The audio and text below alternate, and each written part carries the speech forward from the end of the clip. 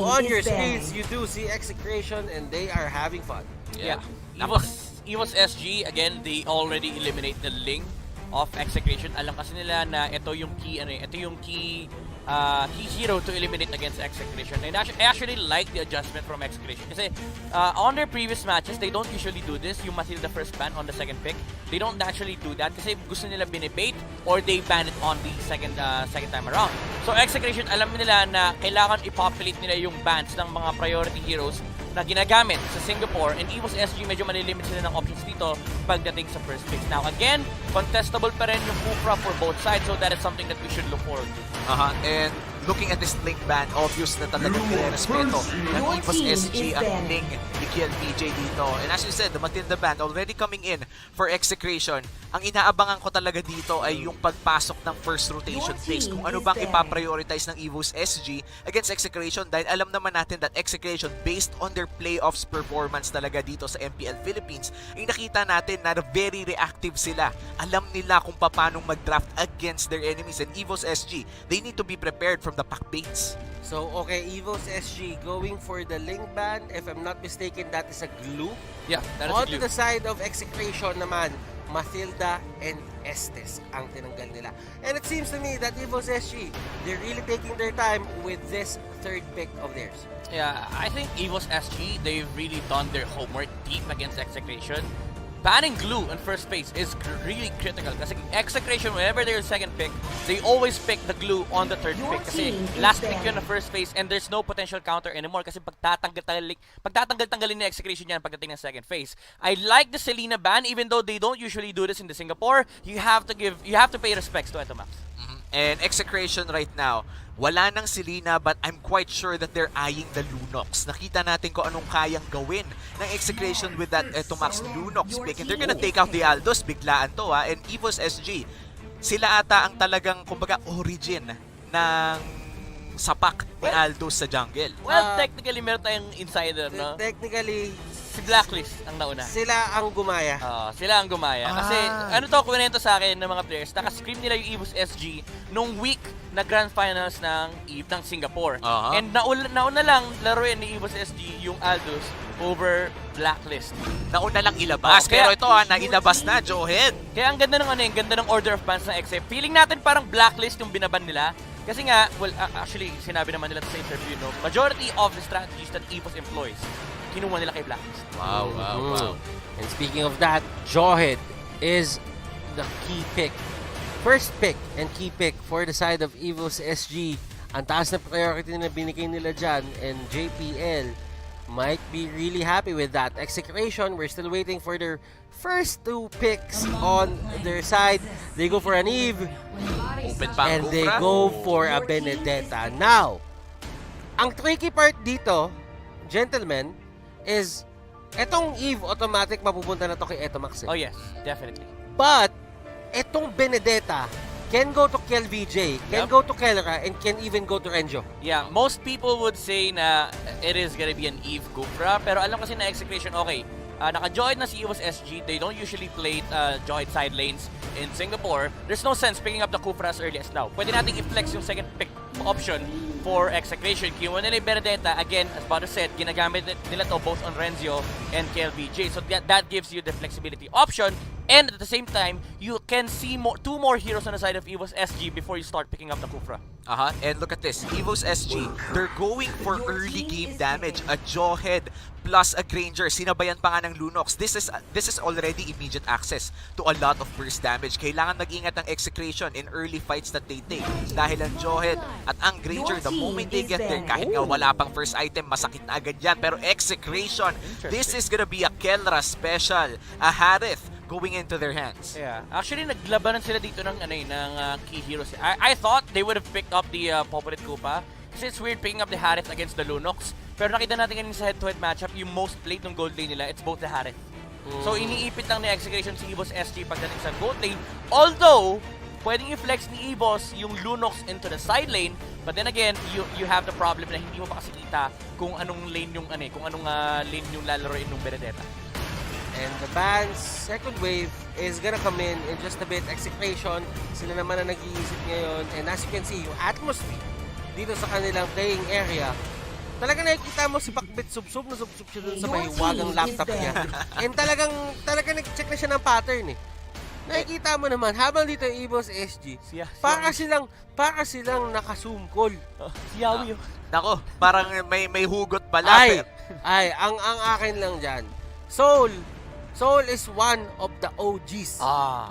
Wala pang MPL integrated na event na hindi nakakatapak si Soul. Nako. Nag-retire na nga yan eh. Sinabi niya nag-retire na. Nasa MSC 2021 pa rin. Gaano ka kalupit, nag-retire ka na, naglaro ka pa. Grabe. Ano yun, parang Return of the Comeback Legends. Comeback Legends. Baka Soul to. Yan ang nauna sa lahat. At yan yung mga kapagsabi na nagawa ko na lang. Nako, Nagawa ko na lahat kahit mag-retire. Oo. Kaso naglaro pa rin. Yun lang ba yung lamang niya kay Ribo? Hindi, si Ribo di pa nag-retire. Hindi pa nagre-retire si Ribo eh. Wag muna. Wag muna kayo magsalita ng ganyan. Marami bang pwedeng pagdaanan si Ribo. Pero balik tayo dito sa ating bans.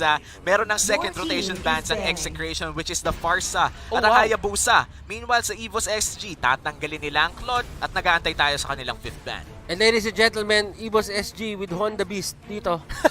Ay, hindi pala. Si JPL to, guys. Guys, si JPL to. I was just joking, okay? Si JPL to. Hindi to si Honda Beast. Interesting yung Hayabusa ban from Execration. Evos SG, again, they're thinking that the Benedetta will be played on Rencio. They've done this actually on Execration na pinaflex nila talaga yung Benedetta. Alam na ng Evos SG na kailangan nila magtanggal ng isa pang jungler. Pero Execration, pinakita lang nila na ang tingin nila sa Lunok, support din. And at the same time, tinatanggalan nila ng hero si KLBJ. So baka Benedetta jungle na to. And Evos SG, they start removing the Kufra. Kasi alam nila, okay guys, most likely, Benedetta jungle to on the side of Execration. Yeah, and Kufra is a signature Chaknu pick. Chaknu. Kasi pag kukumbine ko sana yung Chak Mamba, tapos yung Chaknu, nagkamali tuloy. Pasensya na kapatid, pasensya na po. Pero balik tayo dito sa Execration draft.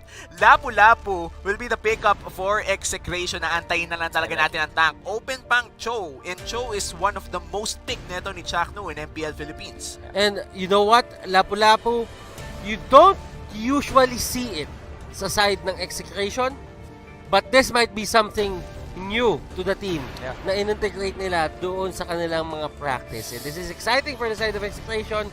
Meanwhile, on the other side ng drafting screen natin, Evos SG, inaantay natin yung kanilang 2 picks na consecutive, and this is going to be very crucial for them kasi lahat ng adjustment dito nila gagawin. I think you pick Chango Cho here for Evos SG. Chango gold lane, side lane Cho. Oh, they go for the Esmeralda. Okay. That's an even better pick. The XP lane, Esmeralda against Execration. It's good against Harith. Yeah, good against Eve kasi kinukuha din niya yung shields. And at the same time, it's a good matchup against the Lapu-Lapu. Oh, wow. And they go for the Chak Mamba special. Ladies and gentlemen, nilabas ang Croc. And this Grok pick, nakita naman natin kung paano talagang kumulong ng mga buff o kumulong ng mga hero. Ito si Chaknu, napaka-exciting na para panoorin ang first game of Execration dahil based sa mga narinig nyo nga, excited na sila. Gusto na agad nilang gumera. At tinawag na, ladies and gentlemen, kung nakikita nyo yung shoot. Gusto ko yung sound effects mo dyan, Batters. Dagdagan mo pa isa. Ay, wala na pala. Ikaw gumawa ng sound effects sa kabila. Gusto ko sa wala na, isa lang. Meron pa pala, isa pa. O yan, okay na. Wala. Ba't yung team mo 4 lang? Oo nga, ba't yung team mo 4 lang? Masyadong malakas yung Execration dong kahit 4 lang eh. Joke lang. Okay. Guys, pasok na tayo ngayon si Dr. Strange and let's go! Dito sa Celestial Palace para sa game number 1 netong Evos SG versus Execration. Gusto ko yung nasabi ni Midnight dito yung Esmeralda plus Chang. Kasi usually ang nagkakatapat sa lane talaga Chang yung Esmeralda at nagkakaroon pa ng mga konting fight. Pero kung pinaghiwalay o pinagsama pala sila, feeling ko magiging masarap para dito sa Evos SG ang combo na yun. Pero tignan natin kung papasarapin pa ng Execration dahil to si Chakno medyo agresibo talaga agad. Grabe si Chakno, ginawang CCTV camera yung Grok. Hindi, literal na nanonood lang siya, tapos hinihintay niya lang bumaba yung buhay, tapos Tapos gagamitin niya yung kanyang first skill. That ensures na gagamitin kasi ni Potato yung Retribution. So that allows Execration to get the Little Wanderer and uncontestable yung jungle buff ni Benedetta. And as you can see, JPL, Chaknu, medyo nagkakaharasan sila dito. And napaka-importante yung point sa mapa na yan kasi nandyan yung walking ward tinatawag natin. And that's going to be very important because it gives regeneration din sa taong nakakuha niyan. So that is something na gusto itago ng Execration para sa kanila for as long as nandyan yan. In Execration, they want to have that safety. Kumbaga yung walking ward na yun would allow them to see the Jawhead almost all the time na dadaan sa river. And Jawhead, as we all know, very aggressive na itong hero na to. At mukhang hindi nga niya ibabato si Chakno dahil bad idea yun. And Power of Nature, Ancestral's Gift, hindi talaga siya mababato doon as long as naka-open yung kanya Power of Nature. Interesting na na si Girl yung naglalaro ng Chang'o on the support role, and they played the Lunox on the gold lane. This changes up the dynamic of the early game of Execration. They can't deal with Benedetta when they played the Chang'o support. So baka magbigay ng momentum to Execration. At grabe Girl's barrier, but Jack Duel tinapon pabalik doon sa side ng Evos SG. Siya ang first blood netong game natin, pero Execration, kita mo yung pwesto nila. Ang ibig sabihin lang neto, gusto nilang mag-contest ng turtle. Yeah, this is a 3v3 so far. Wala pa naman nagro-rotate on the side of Evos. Mukhang papasok dito si Soul and Renjo. And Renjo, gamit ang ating, isa sa ating mga bayani na si Lapu-Lapu. And this is very fitting. Kasi may kalaban siyang dayuhan. Nako. Linexan, no? Winlexan. Grabe naman yun. Sabi niya, defend the country. Defend the land. Defend the land, sabi ni Execration. Alam mo, may isang linya pa nga dun, Omi, ano Midnight si Lapu Huwag dito sa aming lupain. Technically kasi online to. Pero pwede din natin sabihin. Oy! Ano yun? Oy! Pero Soul going in! The veteran dito. Chaknu will just get out. Grabe yun. Almost Evos SG, almost kill para dito kay Chakno once again, pero almost is never enough. Hindi naman nila natapos. Gusto ko yung mga ganyan linyahan. Medyo masakit lang, pero tayo dito medyo lang. Parang yan yung mga tanong na gaano kadalas ang minsan. Yan ang gusto ko sa'yo, Omi. May hugot ka lagi. Pero ayan, dito may tayo hugot sa din. Ayan left, right. Sapakit pa. Oy! Hindi kinakaya. And makikita mo naman talaga kasi na medyo talaga nakatutok kay Lunox yung panalo na yun. Kasi nga, homing skills niya. Sumusunod talaga, tinatakit talaga. Hindi kailangan ng skill shot. Pero LVJ goes down. Soul doon sa may backline. Nahuli si Eto Max. Chaknu with the wild charge. Evos SG secures the turtle. Mahuhuli pa nila yung Eve. And Soul, he wants more. Pero siya ata ang mapapunish dito. Nako, mainit to si Soul, pero mas mainit pa rin naman sa Pilipinas. Turtle na secure ng Evos SG. Tignan natin, Execration. Ano pa bang win condition nila dito, Midnight? Well, honestly, ang win condition nila dito is to snowball with the Harit and the Benedetta. Medyo lugi kasi sila pagdating sa matchup. Yung 1v1 sa baba, it's not Keldra not playing that well. It's just the nature of the matchup. Lugi talaga si Harit against the Lunox, and that's something that Execration cannot address. Ang kailangan nila dito is proper rotations to take over the resources of Evos SG.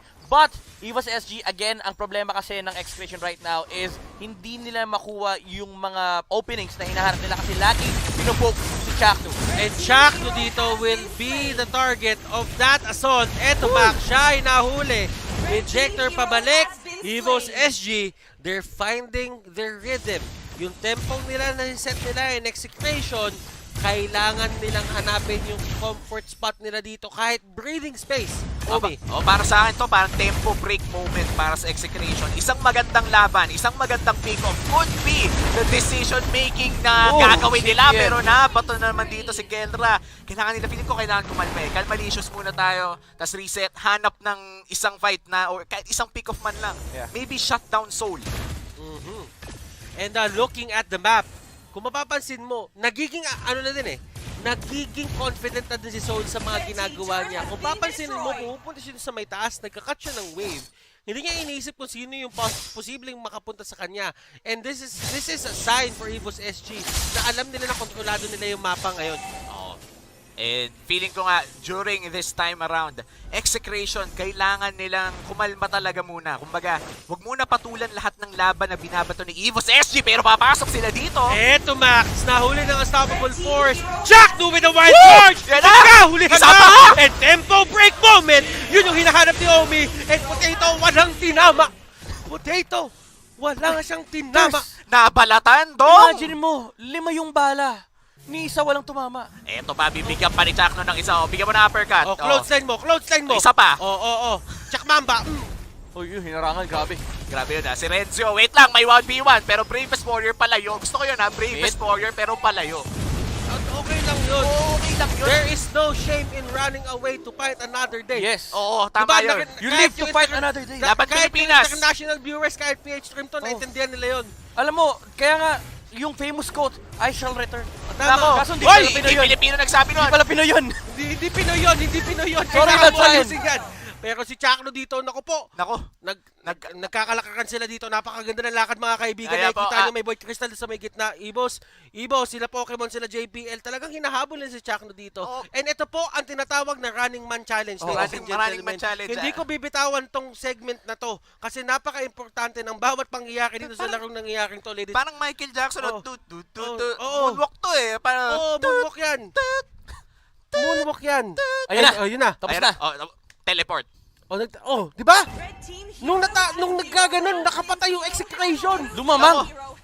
Ayan, ang tawag natin Lumamang. Time-lapse jutsu ng Pilipinas yan. Oo. Kumbaga, naramdaman na yung mga chakra. Oo, nabato na. Nagkaroon na ng time travel.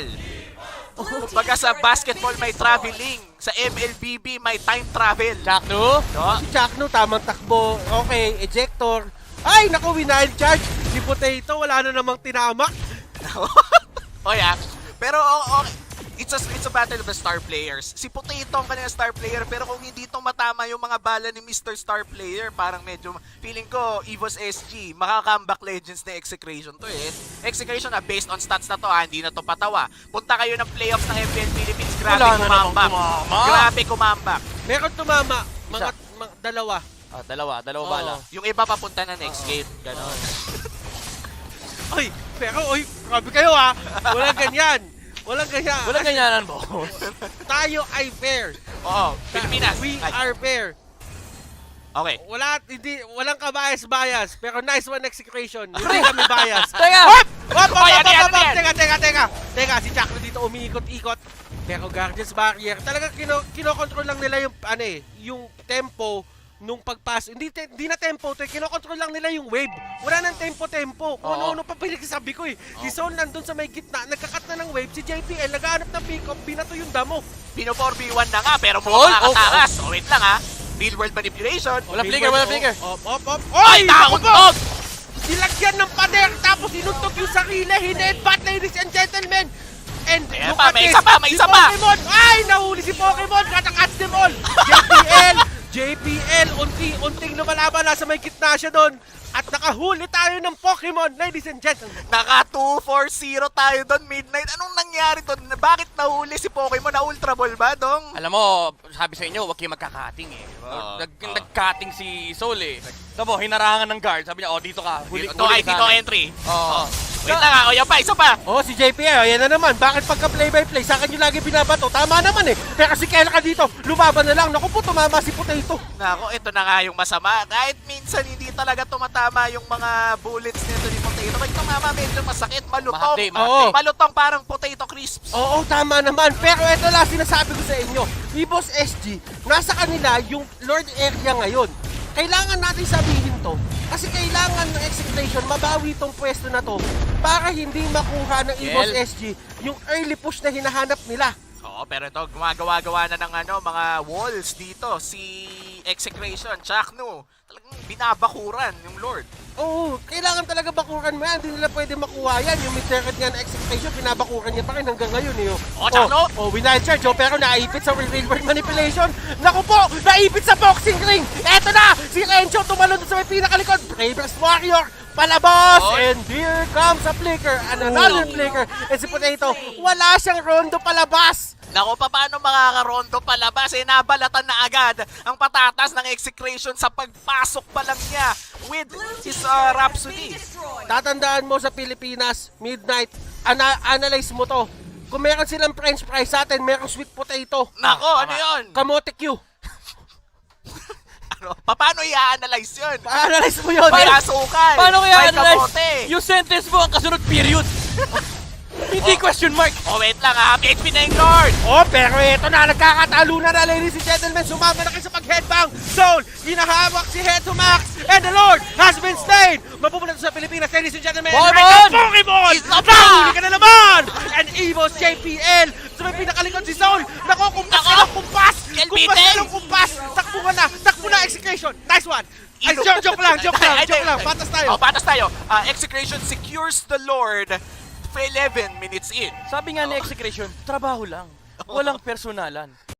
Ito yun, nice one, baby. Oh, nice one, baby.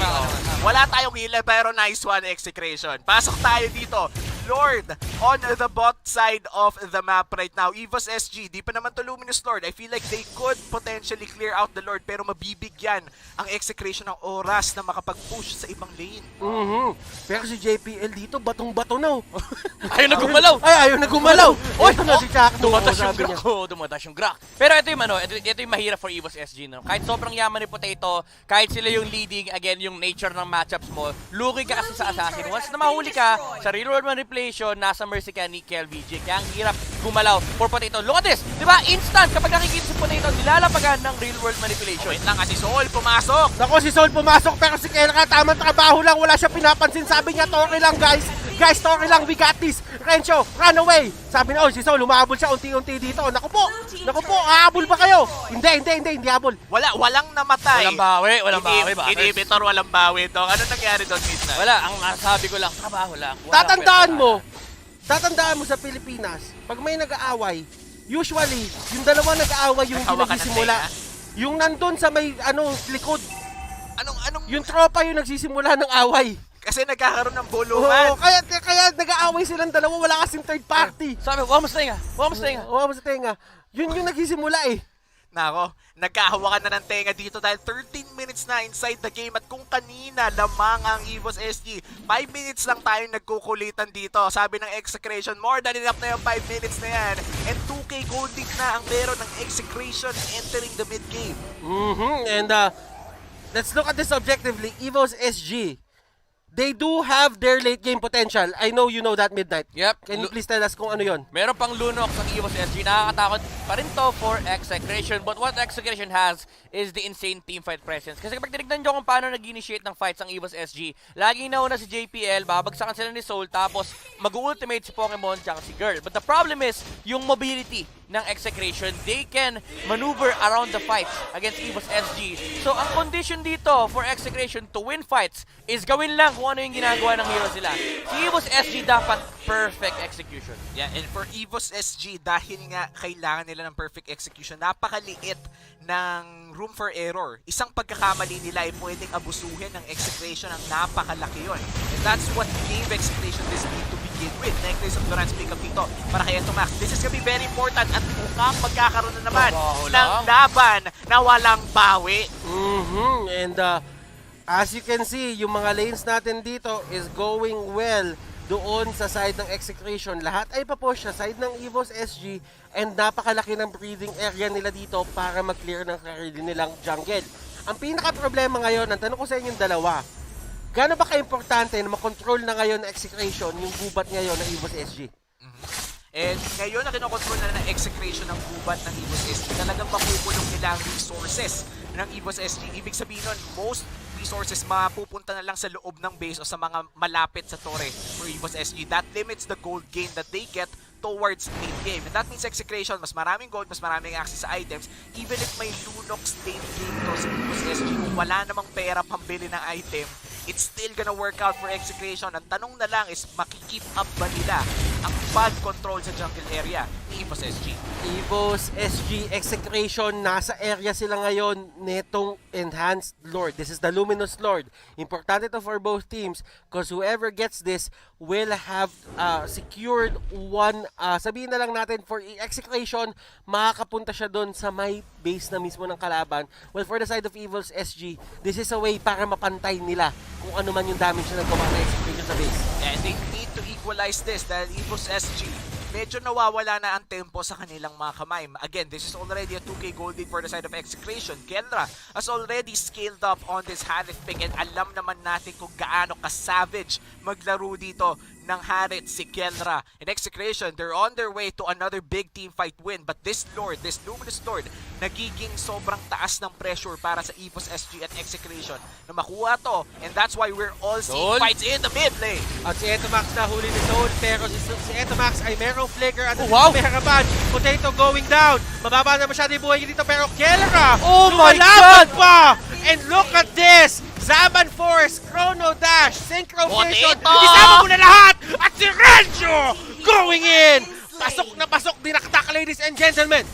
Nako, tuloy-tuloy lalaban dito at Sol, sunod ka na! Flicker palabas dito para kay Esmeralda. Looks like mid lane ang sunod na objective for Execration. Yeah. It's gonna be a free turret. They can take the base of Evos SG. Meron pang Zaman Force. Si Kelra dito, Chatung. Napakaganda ng zone niya rito, Butters. At grabe yung Execration dito, talaga sinusugod na Immortality Pop. Nako, si Sol tumalon, Falling Star Moon. Palabas. Palayo. Patakas. Falling Star Moon, pabalik ng base at mukhang base na nga ang target. At grabe ang Execration, ladies and gentlemen. Pinyon, Game pinyon. number 1. Real world manipulation, humahabol sila sa ult. Naku po. Wait lang, wala bang reading cam? Nagpalit yung screen. Wala bang winning? Nagpalit. Oh, easy lang. Easy lang. Teka lang. Kapag Easy lang. Easy lang. Oh, hindi tayo yan, ha? Hindi tayo yan. Kapag Hindi tayo yan. kapag- Guys, wala kaming ginagawa dito. Kapag ka nagkagayan sa MPL, winning moment na eh. Oh, teka lang. Sila gumawa niyan. Hindi tayo. Spoiler alert. Safe tayo dito. Para lang po sa mga manonood, ang fraud po na nagpalit niya na hindi po dito galing. So, Hindi po dito galing at wala po kaming kinalaman dyan. Mahal po namin trabaho namin. Pero mas mahal na LBJ going in. At eto na pinakalaban. Lunox will go down. At si Soul, Potato, hinahabol na sila. Bigyan nyo na na nasabi. kill. Bigyan nyo na nasabi. Oh, labas yung camera. Labas yung na camera. Pwede na. Pwede na. Pwede na. O, isa pa. Ikaw ang nagsayang, iba ang kumain. KLBJ. Ang sakit naman nun, Midnight. Ay, wala. Ganun yung ginawa eh. Trabaho lang. Trabaho lang. Oh, pwede na magtrabaho. Balik nyo na yung winner's cam. Ayan na. Okay guys. Oh, di ba? Ang tagal nila ngayon ibalik kasi nanigurado na sila.